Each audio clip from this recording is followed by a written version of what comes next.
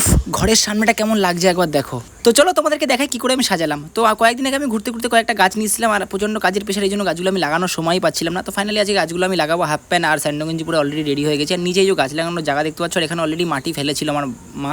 তো এখান থেকে মাটিগুলো আমি নিয়ে সব বাইরে বের করবো, আর ছাদের উপর দিকে টপ লাগবে, আর গাছগুলো নিচের দিকে ঝুলবে। মানে ভাবো একবার কেমন লাগবে দেখতে। তো যাই হোক, আমি এক্সাইটেড যে ফাইনাল লুক কী আসে। তারপরে এখানে যে কিছু মাটি ছিল আমি নামাচ্ছি, অর্ধেক মাটি নামিয়েছি, তো আর অর্ধেক মাটি বাকি এখনও। তো অর্ধেক মাটি আমি নামিয়ে নেওয়ার পরে আমি এর মধ্যে মেশাবো আমি একটু সার। ঠিক আছে, সার আলাকে শুনে নিচ্ছি কীভাবে কী মেশায় না মেশায়। আমি নামগুলো সঠিক জানি না, বাট এগুলো বলতেও পারছি না। আমার এর প্রতি আমার এক্সপিরিয়েন্স একদম জিরো বলতে পারো গাছের প্রতি। তো যেহেতু গাছ লাগানো কী কী ব্যাপার নর্মালভাবে তো লাগানো একটুখানি জানি। তো সব দোকানদার কাছে শুনেছি, দোকানদার যেহেতু আমার চেনা পরিচিতির মধ্যে হালকা ছিল, এই জন্য মোটামুটি সব বলে দিয়েছে। তো তারপরে একটা কথা বলি, এই যে গাছ দেখতে পাচ্ছ মোটামুটি এই গাছগুলো এখন দেখো ফাইনাল লুক কী আসে। টব অলরেডি ছাড়িয়ে ফেলেছি, টব ছাড়িয়ে আমি মাটির মধ্যে বসালাম। আর বসানোর পরে দেখলাম একটা বসানোর পরে ভাই সেই লেভেলেরই লাগছে। তো ফাইনালি তিনটাই বসালাম। এই গাছগুলো এখন পুরো রেডি হবে, আলাদা লেভেলেরই লাগবে। এবার চলো দেখি উপরের লুকটা দেখো, উপর থেকে গাছগুলো এখন সবাই ঝোলেনি, এখন নিচে ঝুলবে কেমন লাগবে।